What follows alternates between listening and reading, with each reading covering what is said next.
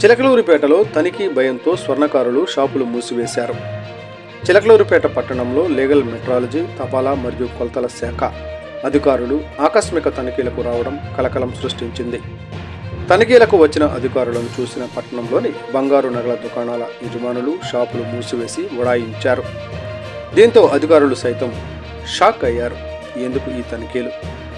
బంగారు దుకాణాలలో వినియోగించే తూనిక యంత్రాలు, త్రాసులు సరిగ్గా పనిచేస్తున్నాయా లేదా, వాటికి సరైన ధృవీకరణ ఉందా, కొలతల్లో లోపాలు ఏమైనా ఉన్నాయా అనే అంశాలను పరిశీలించేందుకు లీగల్ మెట్రాలజీ శాఖ అధికారులు పట్టణానికి వచ్చారు.